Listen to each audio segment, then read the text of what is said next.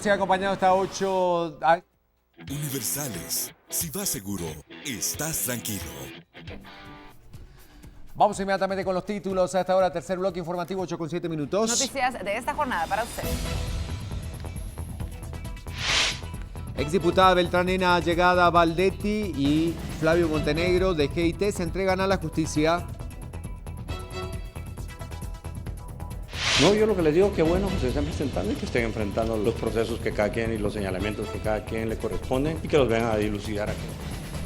Expresidente Otto Pérez Molina recomienda que se entreguen a la justicia a todos aquellos que están siendo buscados por el caso cooptación del Estado. Yo quiero estar viva para terminar esta parte de este episodio, de esta novela. Y por eso quiero pedirle que me dé la autorización de ir a un hospital. Valdetti le pide al juez que la traslade a un centro hospitalario. El Ministerio Público realizó la diligencia de allanamiento en las oficinas del exministro de Comunicaciones, Alejandro Sinibaldi, por su implicación en el caso de corrupción. Pleno de Magistrados de la Corte Suprema da trámite al antejuicio contra los diputados Fajardo y López. En noticias internacionales hablamos del presidente argentino Mauricio Macri, que inició una visita oficial a Colombia, en donde mantuvo un encuentro con el primer mandatario Juan Manuel Santos. Todos nos estamos muriendo de hambre. El que diga que está comiendo en su casa es mentira. El gobierno nos quitó la comida. Y por supuesto que venezolanos siguen reclamando información importante para todos aquellos que, por supuesto, exigen respuestas. Los titulares, a esta hora nos vamos a las calles con Julio León, ya está listo y preparado para seguir abordando temas a esta hora. Vamos contigo nuevamente, Julio, cuéntanos qué tienes para compartir. Buen día, Julio, bienvenido. Desde las calles, ¿dónde estás?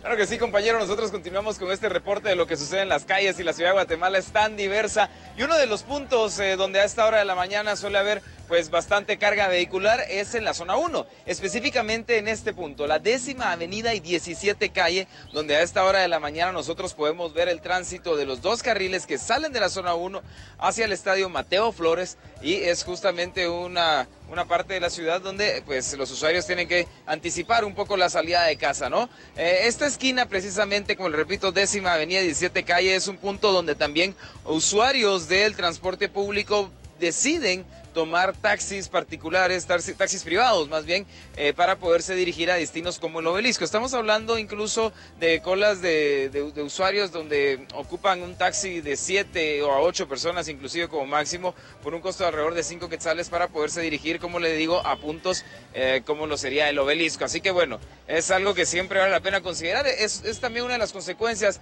de las carencias del transporte público. Luego podemos ver, como le digo, estos dos carriles, de los cuales uno de ellos pues se ve bastante utilizado también por peatones, y es que la banqueta, debido a las ventas ambulantes, no llega a ser suficiente para quienes transitan a esta hora de la mañana peatonalmente por la 10ª Avenida. Sucede lo mismo en la 12 Avenida de la misma zona 1 para dirigirse también a través de la zona 5 hacia puntos como la zona 10, zona 15 por ejemplo, o hacia la Avenida Reforma, y es que la zona 1 pues tiene precisamente este congestionamiento, este embotellamiento tanto en la 10ª como en la 12 a esta hora de la mañana.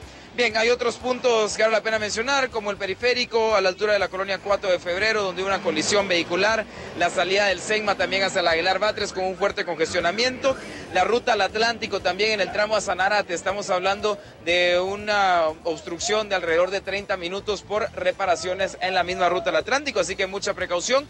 Y por último, en el Boulevard Liberación, a la altura de la 7ª Avenida de la zona 9, también hubo una colisión vehicular que afecta el paso para los usuarios a esta hora de la mañana. Es la información que tenemos para ustedes. Nosotros regresamos al estudio central. Muchas gracias, compañeros.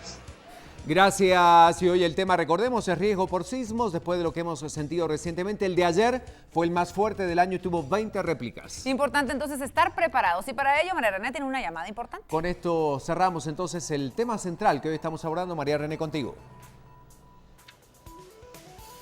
Gracias, sí, tenemos entonces que hablar lo que empezábamos discutiendo a principios del programa, ¿verdad? Está temblando en Guatemala. Bueno, en esta semana hemos sentido 2 fuertes temblorcitos y la población quizá quedó un poco alarmada y por eso nosotros tenemos que hablar respecto al por qué está ocurriendo esto y claro, obviamente la importancia de la prevención, de estar preparados, más bien dicho, para una eventualidad de la naturaleza. Esta mañana vamos a empezar abordando el tema con Byron Pais, es ingeniero estructural y bueno, un experto en sismos. Byron, muy buenos días y gracias por estar con nosotros esta mañana hablando un poquito acerca de lo que hemos estado experimentando en nuestro país en recientes días. Buenos días, Byron, cuéntanos a qué se debe que quizá esta semana hemos sentido los guatemaltecos, hay unos cuantos sismos de más.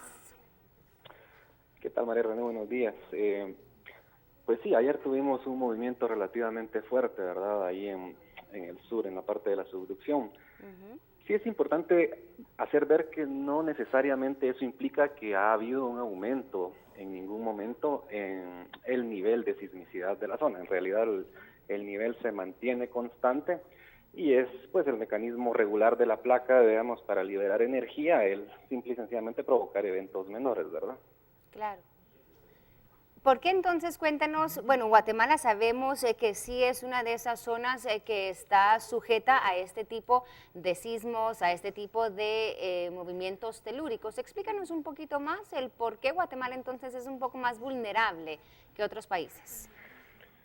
Bueno, Guatemala es relativamente más vulnerable derivado de que hay muchas partes de la placa que están fracturadas, ¿verdad? Digamos, en algunas gráficas se puede observar que las fallas de Chicxoy-Polochic, la falla del Motagua, la falla de Camotán y de Jocotán, son fallas de transcurrencia que se generan cuando la placa del Caribe se mueve hacia el este y la placa de Norteamérica se mueve hacia el oeste. Entonces tenemos una zona de transcurrencia que ocupa prácticamente toda la meseta central, si pusiéramos geográficamente, más o menos desde el norte de Cobán hasta un poquito al norte de Escuintla. Entonces esa es nuestra zona de transcurrencia. La zona de subducción se encuentra más o menos a unos 315 y 150 kilómetros de la costa.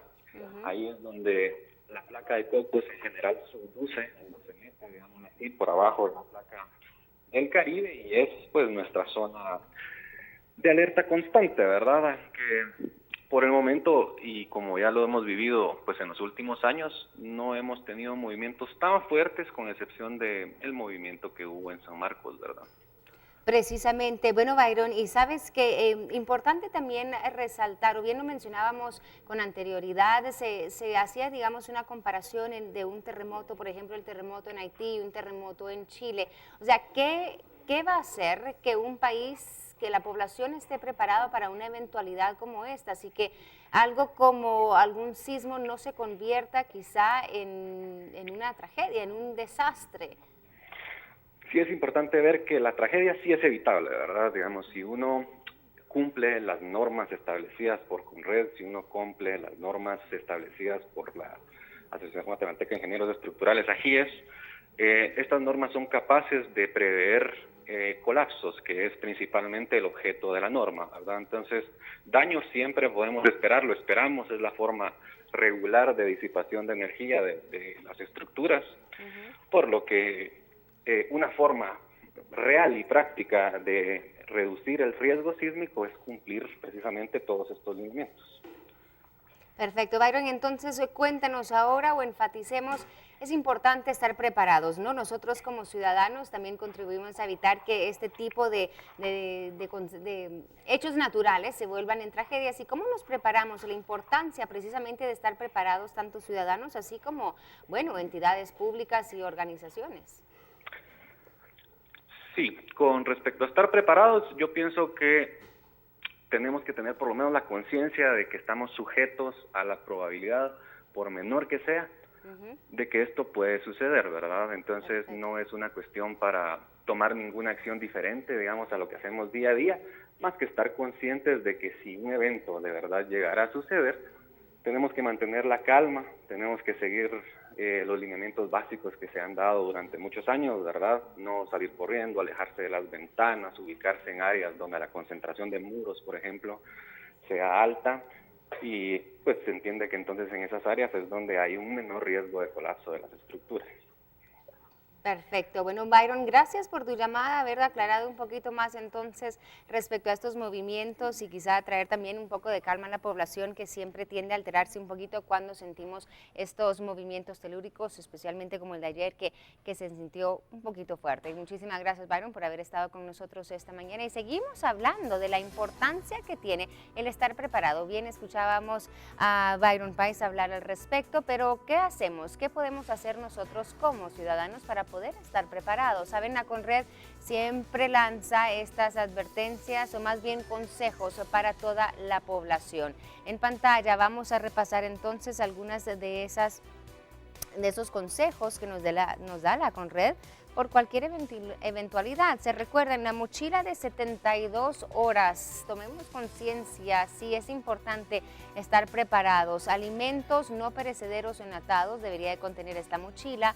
Agua, ropa básica para 3 días, un pequeño botiquín conteniendo medicamentos básicos como analgésicos y digestivos, también documentos de identificación, las llaves importantes, copias de esas llaves importantes, linterna y radio con baterías, fósforos, una navaja multiusos y también algo de efectivo por cualquier eventualidad. Esto es lo que se recomienda tener en una mochila de 72 horas, obviamente tomando en cuenta a todos los miembros de la familia. Y también entonces vamos a seguir con otras recomendaciones, pero vamos a dejar que los expertos nos cuenten. Y estamos esta vez hablando con David de León, vocero de la Conred. David, muy buenos días. Gracias por tomar nuestra llamada. Bueno, después de el temblor que sentimos ayer, la población entró en alerta y también tomando conciencia que somos muy susceptibles, David, a este tipo de movimientos. ¿Qué recomendaciones hay para la población?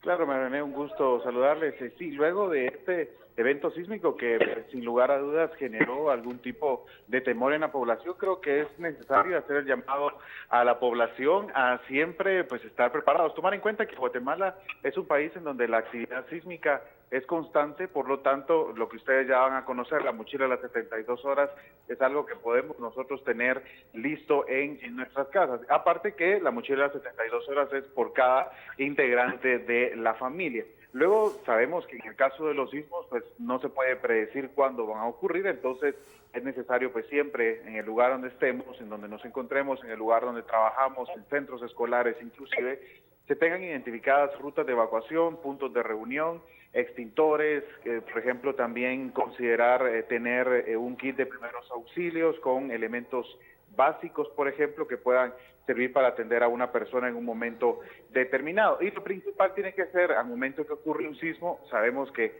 esto pues no lo podemos manejar porque de esta forma reaccionan las personas, pero lo ideal sería mantener la calma al momento que está ocurriendo un sismo, esperar a que deje de temblar y ya luego evacuar hacia las áreas seguras que ya se han establecido. Y adicional a todo esto, creo que es importante a las personas que se encuentran en su trabajo, pues consultar sobre algún plan de respuesta que ya se haya implementado o si no, en todo caso, iniciar un proceso para poder tener este plan, para poder identificar las áreas seguras dentro de las mismas instalaciones y nosotros en este caso como Conred pues podemos apoyar en asesorar sin ningún costo a las diferentes instituciones públicas o privadas. Perfecto, David, muchas gracias por estas recomendaciones muy puntuales para la población, abordando entonces el tema de estar ya preparados por cualquier eventualidad, sabiendo que Guatemala es un país muy susceptible a estos sucesos naturales. Vamos a ir a la pausa, pero regresamos enseguida con mucho más.